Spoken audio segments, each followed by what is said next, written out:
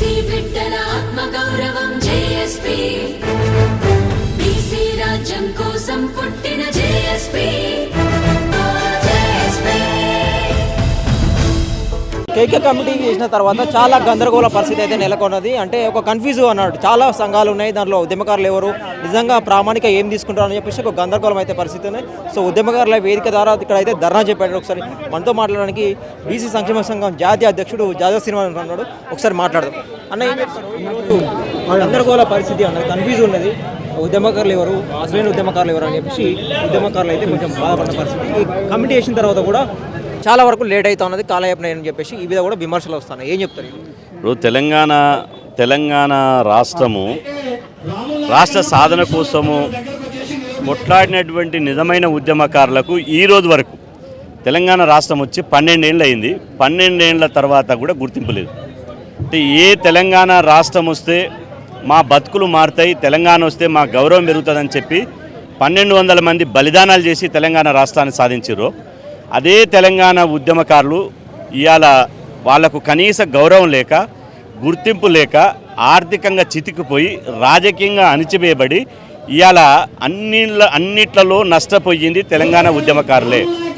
ఈ తెలంగాణ ఉద్యమకారులు గత బీఆర్ఎస్ ప్రభుత్వంలో 10 సంవత్సరాలు తెలంగాణ రాష్ట్రం కోసం మేము పోరాటం చేసినాం. మా వచ్చిన తెలంగాణలో మా వాటా ఏదంటే ఆ రోజు ప్రభుత్వం ఏమన్నది, తెలంగాణ జాంతనై పోరాడిన వాళ్ళు, తెలంగాణ కోసం పోరాడిన వాళ్ళు అయిపోయిగా, ఇది మొత్తం బీటీ బ్యాచ్, ఇవాళ బంగారు తెలంగాణ బ్యాచ్, బంగారు తెలంగాణ కోసం అందరం మేము కలుపుకొని పోతామన్నారు. కానీ బంగారు తెలంగాణ పేరు మీద తెలంగాణ కోసం జేఏసీలు పెట్టి జైళ్ళకి వెళ్ళిన వాళ్ళు, సకల జనుల సమ్మె చేసిన వాళ్ళు, తెలంగాణ కోసం బతుకమాడి బోనమెత్తుకొని దునికి ధూమ్ధాం చేసి గజ్జగట్టుకొని పాటవాడి ఊరు వాడని ఏకం చేసినటువంటి, కోట్లాది మందిని ఏకం చేసినటువంటి, జై తెలంగాణని నిరోధించినటువంటి నిజమైన ఉద్యమకారులేమో ఇలా వాళ్ళు ఎక్కడున్నారో తెలియదు. కానీ ఆ రోజు తెలంగాణ ఉద్యమకారుల మీద లాఠీ దెబ్బలు చేయించి జైళ్ళకు పంపించి తెలంగాణ ఉద్యమకారులను అవమానం చేసి అవహేళన చేసినటువంటి వాళ్ళు ప్రభుత్వంలో భాగస్వామ్యారు. వాళ్ళు ఎమ్మెల్యేలు అయ్యారు, మంత్రులు అయ్యారు. ఇవాళ తెలంగాణ రాష్ట్రంలో వాళ్ళకే గౌరవం దక్కింది. ఇవాళ తెలంగాణలో పోరాటం చేస్తే ఇప్పుడు కాంగ్రెస్ ప్రభుత్వం 12 ఏళ్ల తర్వాత కేకే కమిటీని వేసింది. ఇవాళ మేము అంటున్నాం, ఇవాళ స్పష్టంగా డిమాండ్ చేస్తున్నాం, కేకే కమిటీ కాలయాపన కమిటీ కావద్దు. గుర్తించడానికి ఎంతసేపు టైం పట్టాలి? ఉద్యమకారులను గుర్తించడానికి ప్రభుత్వం దగ్గర ఉన్న సాంకేతిక పరిజ్ఞానంతో, ఇంటెలిజెన్స్ వ్యవస్థతోటి ప్రభుత్వం గుర్తించాలనుకుంటే ఒక్క రోజులో తెలంగాణ ఉద్యమకారులను గుర్తించవచ్చు. ఒక్క రోజులో గుర్తించడంలో ఎక్కడ ఫెయిల్ అవుతా ఉన్నది? ఇక్కడ కొంతమంది క్లిప్పులు అంటా ఉన్నారు, కొంతమంది అరెస్టులు అంటా ఉన్నారు. ఏ విధంగా? ప్రభుత్వాలకు చిత్తశుద్ధి లేదు. తెలంగాణ ఉద్యమకారులను గౌరవించే దగ్గర ప్రభుత్వాలకు చిత్తశుద్ధి లేదు.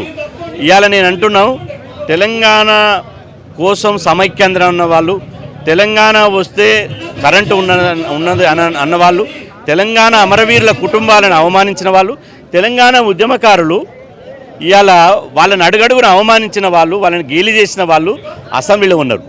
వాళ్ళు ఎక్కడైతే జీవోలు తీసారో ఆ జీవోలు తీసారు. తెలంగాణ వచ్చి ఏమొచ్చింది?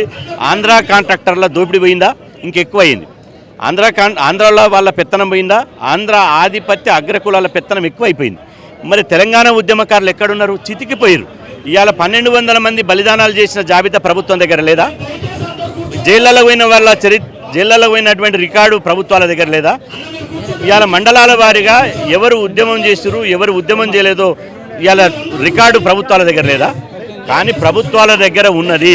కానీ ప్రభుత్వాలు ఏంటంటే కాలయాపన చేస్తారు, కమిటీలు వేసి అదేసి కాలయాపన చేస్తారు. కాబట్టి ఈ వేదిక ద్వారా మేము డిమాండ్ చేస్తున్నాం, ఇక కాలయాపన చేయడానికి వీలు లేదు. తెలంగాణ ఉద్యమకారులు తలుసుకుంటే ఏ తెలంగాణ కోసం అయితే పోరాటం చేశారో మళ్ళీ అదే తెలంగాణ కోసం, మళ్ళీ తెలంగాణలో నిజమైనటువంటి తెలంగాణ, సామాజిక స్వరాష్ట్ర తెలంగాణ రావడానికి ఇలా గొంతెత్తి 100,000 మంది ఇలా ఇందిరా పార్క్ వచ్చారు. ఒక్కొక్క జిల్లా, ఖమ్మం, కొత్తగూడెం, మహబూబ్నగర్, వరంగల్, నల్గొండ, ఆదిలాబాద్, నిజామాబాద్, మహబూబ్నగర్, రంగారెడ్డి, హైదరాబాద్, మొత్తం అన్ని జిల్లాలు ఏకమై ఇక్కడ కదిలొచ్చారు. వాళ్ళ ఆవేదన ఏంది? మమ్మల్ని గుర్తించమంటారు. ఇవాళ తెలంగాణ కోసం పాట పాడిన కళాకారులు 600 ఉద్యోగాలు, ఈ కళాకారుల ఉద్యోగాలని రవీంద్ర భారతి చుట్టూ తిరుగుతున్నారు. ఇవాళ తెలంగాణ ఉద్యమం కోసం జేఏసీ పెట్టి జైల్లోకి వెళ్ళిన వాళ్ళు మమ్మల్ని గుర్తించండి అని రోడ్డు మీదకి వచ్చారు. కానీ గుర్తించకపోవడం అన్యాయం. తెలంగాణ ఉద్యమకారుల పక్షాన బీసీ జేఏసీ ఉంటుంది. ఖచ్చితంగా వాళ్ళకు న్యాయం జరిగే వరకు మా పోరాటం ఉంటుంది. అదే కమిటీ ఏర్పాటు చేసిన తర్వాత చాలా వరకు నైట్కే కొన్ని సంఘాలు పుట్టుకొచ్చి మేము కూడా ఉద్యమకారులు అని చెప్పేసి చెప్పుకుంటూ ఇలా కలుస్తూ ఉన్న పరిస్థితి. ఏం చెప్తావు దానికి? ఇప్పుడు 4.5 కోట్ల మంది తెలంగాణ, ఇప్పుడు తెలంగాణ తెలంగాణ వాళ్ళే, తెలంగాణ ఉద్యమకాలను అణచివేసిన వాళ్ళే కాంట్రాక్టర్లు అయ్యారు, వేల కోట్ల దోపిడీ చేసిర్రు, హైదరాబాద్లో భూములని మాయం చేసిర్రు. మరి వీళ్ళు ఎంతమంది ఉంటారు? ఉంటారు 2% అదనంగా వస్తే నష్టమేముంది? ప్రభుత్వం 2,70,000 కోట్ల రాష్ట్ర బడ్జెట్ ఉంది. ఆ బడ్జెట్ని గుంజుకొని మింగుతారా వీళ్ళంతా? 1% ఎక్కువ అవుతారు అనుకో, ఏమయ్యేది ఉంది? ప్రభుత్వం ఇప్పుడు 100 మందిని గుర్తించే కాడ ఒకరిద్దరు ఎక్కువ వచ్చారు అనుకో, వస్తే ఏమైంది? దొంగలంతా దోపిడీ చేసిన వాళ్ళంతా, తెలంగాణ దోసుకున్న వాళ్ళంతా ఇలా మెగా కిషారెడ్డి లాంటి వాళ్ళు కాళేశ్వరం ప్రేజ్ మీద 1,00,000 కోట్లు దోసుకోవచ్చు. జిఎంఆర్ లాంటి అటువంటి ఆంధ్ర కాంట్రాక్టర్లు 1,000 కోట్లు దోసుకోవచ్చు. ఇవాళ వీళ్ళందరిని గుర్తించి గౌరవిస్తే కూడా ఒక్క పారిశ్రామికవేత్తకి ఇచ్చే కాంట్రాక్టర్ కమిషన్ కాదు వీళ్ళని గుర్తించి గౌరవిస్తే. ఇలా 1,200 కుటుంబాలు, కాసో శ్రీకాంత్ కుటుంబం ఏమైంది, కానిస్టేబుల్ కృష్ణయ్య కుటుంబం ఏమైంది, సిరిపుర యాదయ్య కుటుంబం ఏమైంది, స్వర్ణలత కుటుంబం ఏమైంది? అంటే వాళ్ళ కుటుంబాలు పేగు తెంచుకున్నటువంటి బిడ్డలు, రక్తం సంబంధికులు, తమ కన్నటువంటి బిడ్డలు రేపు మమ్మల్ని సాత్తారు, చదివి పెద్దగా మమ్మల్ని చేస్తారన్న బిడ్డలే, వాళ్ళు చేతికొచ్చిన కొడుకులే చనిపోయారు. మరి ఈ రాజకీయ నాయకుల కుటుంబాలు ఎవరైనా చనిపోయిందా? ఎవరైనా బలిదానాలు చేసిర్రా? వాళ్ళని జైలుకు పోయిర్రా? వాళ్ళు 100,000 కోట్లు తెలంగాణ వచ్చినాక 100,000 కోట్లు సంపాదించారు కదా. వాళ్ళు సంపాదించిన కాంట్రాక్టర్లు 2% ఇచ్చినా ఈ తెలంగాణ ఉద్యమకాలను గుర్తించవచ్చు. అందుకనే వీళ్ళని భారతదేశ స్వాతంత్ర ఉద్యమం కోసం పోరాడిన వాళ్ళని ఎట్లయితే స్వాతంత్ర సమరయోధులుగా గుర్తించారో, ఈ తెలంగాణ రాష్ట్ర స్వాతంత్ర సమరయోధులుగా వీళ్ళని గుర్తించాలి, గౌరవించాలి. వాళ్లకు ఇలా నెలకు పెన్షన్లు ఇవ్వాలి, రాజకీయంగా ఫిట్ అయితే రాజకీయంగా పదవులు ఇవ్వాలి, ఆర్థికంగా లేకపోతే ఆర్థికంగా ఇవ్వాలి, గౌరవించాలి. అప్పటి వరకు వీళ్ళు చేసే పోరాటానికి బీసీ జేఏసీ మద్దతు ఉంటుంది. మనతో పాటు ఉద్యమకారుల కమిటీ చేసిన ప్రభుత్వం ఏదైతే ఉందో దాని మెంబరు మోత శివరెడ్డిని ఒకసారి మాట్లాడడం అంతటి. అన్న చెప్పండి, ఈరోజు అంటే ఏం చెప్తారు? అంటే గందరగోళం పరిస్థితి ఏర్పడింది కదా, ఒక క్లారిటీ ఇచ్చే ప్రయత్నంలో ఒక వివరణ ఏమి ఇస్తారు? తెలంగాణ ముఖ్యమంత్రి రేవంత్ రెడ్డి గారి ప్రభుత్వం మేనిఫెస్టోలో పెట్టింది, తెలంగాణ ఉద్యమకారులకు మేము గుర్తిస్తాం కాబట్టి గుర్తించింది. వాళ్ళకు ఒక కమిటీ వేసింది, కమిటీకి ప్రకారం మేము బ్రహ్మాండంగా చదువుతుంది. ఎందుకంటే గత ప్రభుత్వం దీన్ని పక్కన పెట్టింది కాబట్టి మరి ఈ కమిటీ బ్రహ్మాండంగా పనిచేస్తుంది. అందరూ ఉద్యమకారులతో మీటింగ్స్ పెట్టి వాళ్ళ సూచనలు, వాళ్ళ అభిప్రాయాలు తెలుసుకొని మాత్రమే అందరితో, జేఏసీలు కానీ, స్టూడెంట్స్ కానీ, లాయర్స్ కానీ, రకరకాల జేఏసీలు ఉన్నాయి, దగ్గర ఉద్యమకారులు, వాళ్ళందరితో కూడా చర్చించి ఎవరికి ఏ విధంగా చేయాలనే సూచనలు, వాళ్ళ సూచనల మేరకే ఈ ప్రభుత్వం నడుస్తుంది. అందరికీ కూడా న్యాయం జరుగుతుంది. చాలా వేదికలు ఉన్నాయి కదా, అంటే ఎట్లా గుర్తిస్తారు? ఏం ప్రామాణికం తీసుకుంటున్నారు? ఒక్కొక్క వేదిక నుండి ఇద్దరు పిలుస్తాం, వాళ్ళ సూచనలు తీసుకుంటాం. ఇలా జేఏసీలు ఉన్నాయి, తర్వాత స్టూడెంట్స్ ఆర్గనైజేషన్లు ఉన్నాయి, అడ్వకేట్ అసోసియేషన్లు ఉన్నాయి, డాక్టర్స్ అసోసియేషన్లు ఉన్నాయి. వాళ్ళ అభిప్రాయాలు కూడా తీసుకొని మరి చనిపోయిన వాళ్ళకి ఏమి ఇవ్వాలి, బైండవర్కి ఏమి ఇవ్వాలి, జైలు పోయిన వాళ్ళకి ఏమి ఇవ్వాలి గుర్తించి దాని ప్రకారం మేము చేస్తాం. కమిటీ గురించి కొంచెం లేట్ అవుతామని చెప్పేసి దాని గురించి అందరినీ గుర్తించాలంటే కమిటీ లేట్ అవుతుంది. కమిటీ ఇమీడియట్ లేట్ అవ్వాలి కదా, మనం కొంతమందిని వేస్తే కుదరదు కదా. ప్రతి ఉద్యమకారుడికి గుర్తింపు అయ్యే విధంగా మేము కమిటీ ఇస్తాం. ఈరోజు ఇందిరా పార్క్ వద్ద తెలంగాణ ఉద్యమకారుల వేదిక మహాగర్జన ప్రారంభమైంది. 33 జిల్లాల నుండి వేలాదిగా ఉద్యమకారులు తరలి వచ్చారు. ఈ కార్యక్రమానికి రాష్ట్ర కమిటీ నియమించినటువంటి కమిటీ సభ్యులు జీవన్ రెడ్డి గారు కూడా రావడం జరిగింది. వాళ్ళు ప్రభుత్వానికి అన్ని విషయాలు తీసుకుపోతామని చెప్పడం జరిగింది.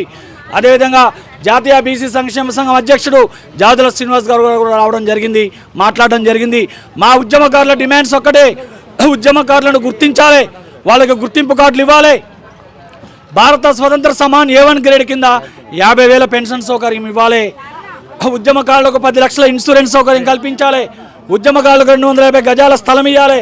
10 లక్షలతో 4 గదుల ఇల్లు నిర్మించాలి.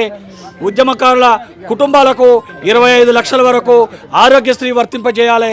ఉద్యమకారుల పిల్లలకు అర్హులైతే ప్రభుత్వ ఉద్యోగం, ప్రైవేట్ ఉద్యోగం కల్పించాలి. ఉద్యమకారుల పిల్లలకు ఉచిత విద్యను అందించాలి. ఉద్యమకారులకు ఉచిత బస్సు ప్రయాణం, ఉచిత రవాణా సౌకర్యం కల్పించాలి. ఉద్యమకారుల సంక్షేమ నిధికి 10,000 కోట్ల రూపాయలు కేటాయించాలి. అదే ఉద్యమకారుల యొక్క ప్రధాన డిమాండ్ అని తెలియజేస్తున్నాం. కేకే కమిటీ సభ్యులు ఇక్కడికి వచ్చారు కదన్నా, అది కేకే కమిటీ కాదు, ప్రభుత్వ కమిటీ. కాబట్టి మేమందరినీ కలుస్తాం.